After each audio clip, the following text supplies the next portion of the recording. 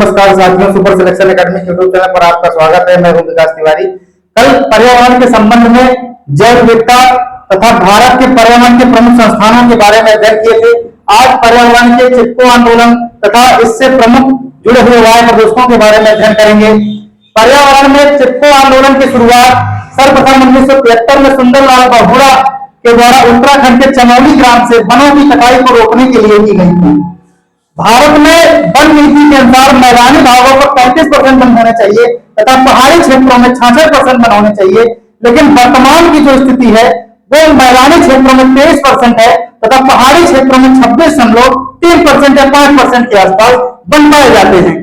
बाघ संरक्षण अधिनियम वर्ष 1973 में शुरू किया गया था, इसे प्रोजेक्ट टाइगर या प्रोजेक्ट टाइगर स्टेट के नाम से जाना जाता है तथा इसमें बाघों का संरक्षण किया जाता है। मध्य प्रदेश में एक ऐसा वृक्ष जिसे सामाजिक बांधकी के रूप में महत्वपूर्ण माना जाता है, लेकिन पर्यावरण या पारिस्थितिकी तंत्र के लिए वो खतरा है समाज में, इसलिए उसे यूकेलिप्टस अर्थात सफेदा कहा जाता है। उसे बहुत कम व्यक्ति को लगाना चाहिए।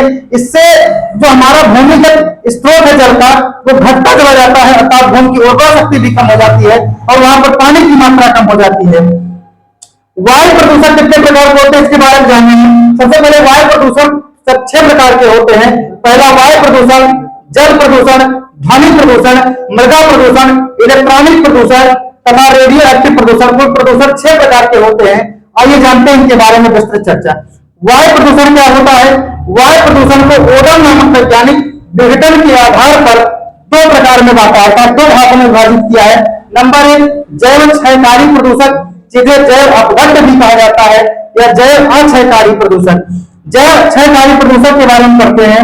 एक ऐसा प्रदूषक जिसका सूक्ष्म जीवों के द्वारा विघटन किया जा सकता हो उसे जैव क्षयकारी प्रदूषक कहते हैं। जैव अक्षयकारी प्रदूषक क्या होते हैं? जैव अक्षयकारी प्रदूषक वे प्रदूषक होते हैं जिनका सूक्ष्म जीवों के द्वारा अपघटन नहीं किया जाता है, या अगर अपघटित होते भी हैं तो थोड़ी बहुत मात्रा में उनका अपघटन किया जाता है। ऐसे प्रदूषकों को जैव अक्षयकारी प्रदूषक कहते हैं। जैसे iron, arsenic, aluminium, polythene, DDT जो कीटनाशी है उसे कहा जाता है।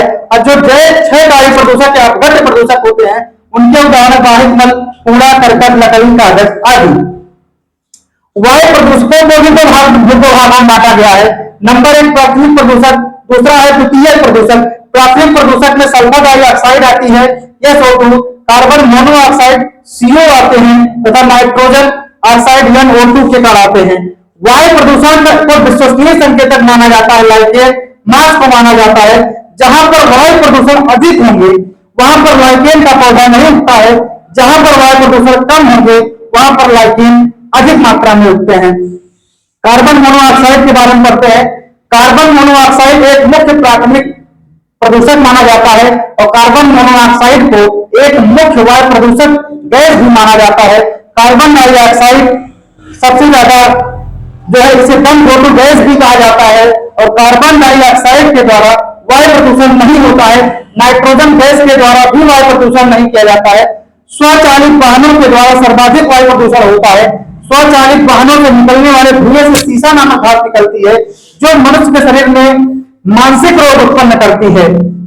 दर्दनाक अस्थि रोग होता है इकाई जो कैडमियम प्रदूषण के कारण होता है। तथा कार्बन मोनोऑक्साइड युक्त जगह पे कोई व्यक्ति सांस लेता है उसे श्वासावरोध अर्थात श्वास की गति उसकी धीमी हो जाती है और श्वास लेने में समस्या होती है। इसके अधिक प्रभाव बढ़ने से व्यक्ति की मृत्यु तक हो जाती है। सल्फर डाइऑक्साइड का विश्वसनीय संकेतक लाइकेन है और लाइकेन को सल्फर डाइऑक्साइड का विश्वसनीय संकेतक भी माना जाता है। धन्यवाद दोस्तों। अगर हमारी वीडियो आपको अच्छी लगती हो तो लाइक करें, शेयर करें और सब्सक्राइब करें। धन्यवाद।